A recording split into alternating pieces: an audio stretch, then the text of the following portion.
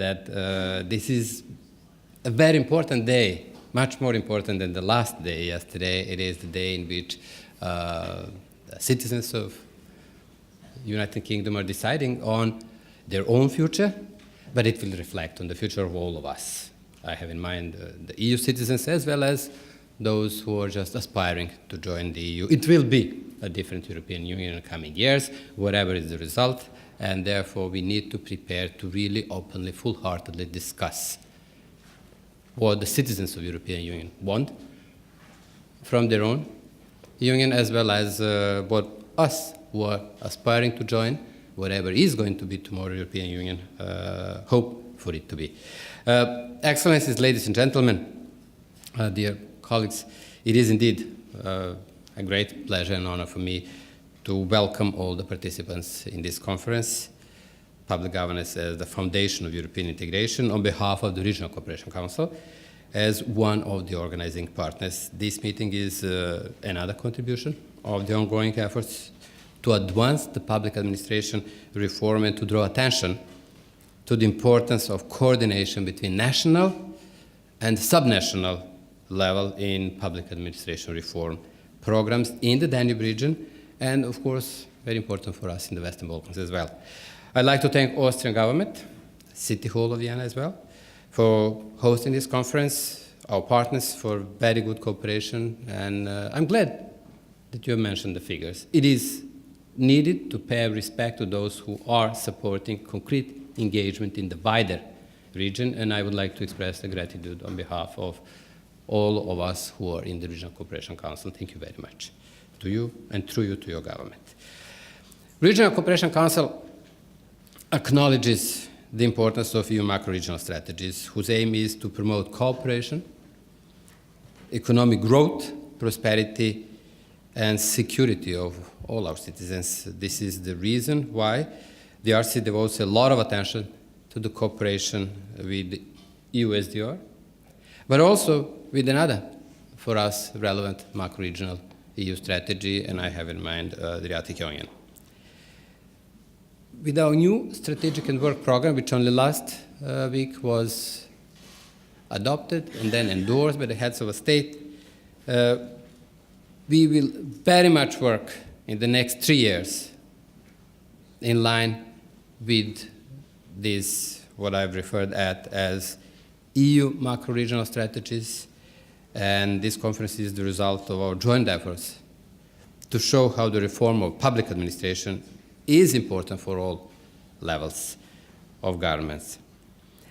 The next 3 years that I'm referring at of the RC activities will be about interventions pushing toward greater regional economic integration, enabling easier flow of capital, people, goods, and services within the wider Southeast Europe region. The work that is well underway in the RCC is structured in 3 main thematic areas, or as we call them, flagships, and I'd like briefly to mention them. One is skills and mobility, which would provide for mobility of the labor within the region of the Western Balkans. Being very much realistic about the accession procedures. I've been asked by the Mr. Goran, what are you doing? Wasn't it your task to harmonize us with the EU, and all you do, all you suggest for the next years is harmonizing us among ourselves? I was blunt and said, look guys, be realistic. In the coming years, it will be very much about harmonizing ourselves as a part of the process of harmonization with you. Therefore, focus. This is why I'm just saying, guided by the notion of single information space, we are focusing on another flagship. It is connectivity, so to connect, including, of course, through ICT mobility, interoperability of the logistics, broadband, as well as the roaming services. It is skills and mobility, as I've said, meaning at least an attempt to create a single labor market, guided by a big idea, one region, one economy. This is what we are doing. This is what we are focusing ourselves on. And the third would be competitiveness, referring at single region, single economy, one region, one economy. We'd like to end up a 3 years period with a regional investment agreement, which would then provide for your guys, because you are all around, now I'm referring to Austrians, Italians, and others from the EU, to rely on, if not same, Slovenes as well, at least similar investment conditions in the region. So this is what is the essence of the SE 2020 strategy, and what is going to be the essence of the engagement of the Regional Cooperation Council in the next 3 years. As the mission of the RCC is to promote European and Euro-Atlantic integration in Southeast Europe, I'd like to share with you some thoughts on how we look at public administration reform as an important tool and precondition for economic development, business-friendly environment, and well-being of citizens are the most important final goal. We've taken a good note of the fundamentals first approach of the European Commission to the EU accession process, meaning the rule of law, economic governance, and public administration reform in the heart of every effort. The quality of institutions and of their services, both governmental and judicial, is a key factor for the well-functioning of our economies and the well-being of our citizens. The RCC is focused on the improvement of functioning of the rule of law and of the public administration in the region, in those areas where regional cooperation can help advance the reforms. Therefore, we are linking our engagement with so-called economic reform programs, national programs, shared with the Commission already. So we try to define regional as a collection of elements which are regional in the national economic reform programs. The key partners in the process from the region, and I'd like to pay respect to them and to mention them, are the two organizations. One is NALAS, another one is RESPA. So they are, for us, the key partners in this field, network of associations of local administration and a regional school of public administration.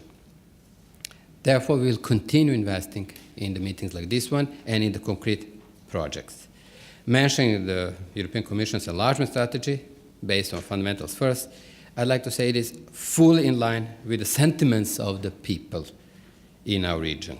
And speaking about the sentiments, well, I have some news that I'd like to share with you. Erhan Turbedar, a colleague of mine from the RCC, will later today present to you in more detail the outcome of this Balkan Barometer. Balkan Barometer is a tool, how we monitor the progress in the implementation of the SE 2020. Besides collecting the hard data, and this is annual report of implementation, this is the hard data, the growth, employment, etc. We are also interviewing citizens of the Balkans. How do they perceive the progress? And it is fully compatible with Eurobarometer, and it covers 6 accession economies, plus Croatia, because when we started, Croatia was part of the process, so we tried to keep them in order to reflect on what is the development, how things change. So he will present this. We've launched it only 2 days back in Sarajevo, and the information we had to share, there is about 1 million of data, because we've interviewed 7,000 people with 100 questions, and then 1,400 CEOs running businesses in the region, again with 100 questions. So if you collect, it's almost 1 million of information. So it is rich. It is all on our website, rcc.int. But these are the conclusions. And Erhan will present how did we get these conclusions. What do people think? Credibility of public institutions is low.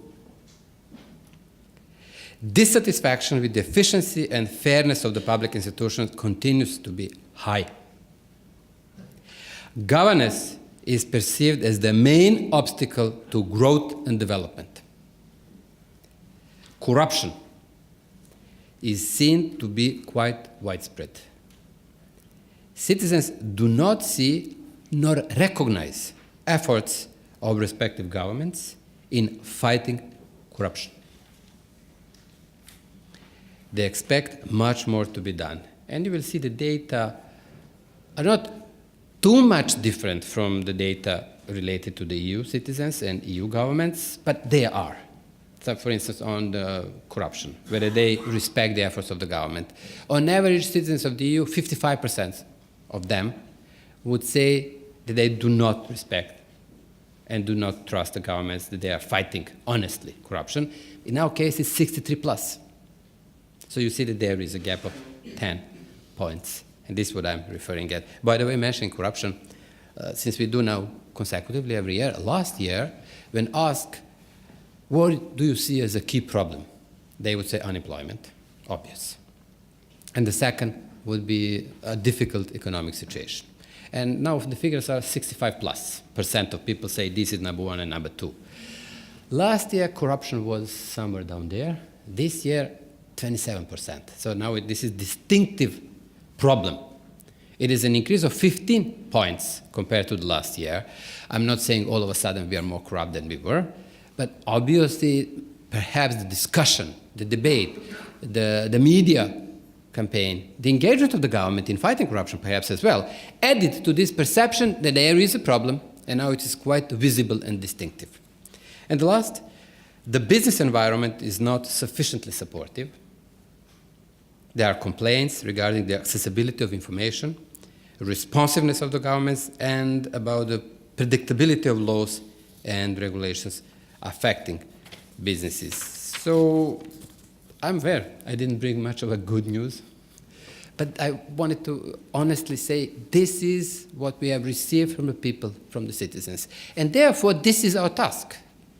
And as you can see, it is very much linked to what we are going to discuss today and tomorrow, and it is very much linked with the reform of the public administration and the efforts that are to be done by all of us. Therefore, while concluding, I would once again like to express our gratitude for the European Commission for substantial support for the Regional Cooperation Council, but I'd also like to pay respect to our host, the City Hall, but also the government of Austria, with whose agency, ADA, we are also cooperating quite intensively.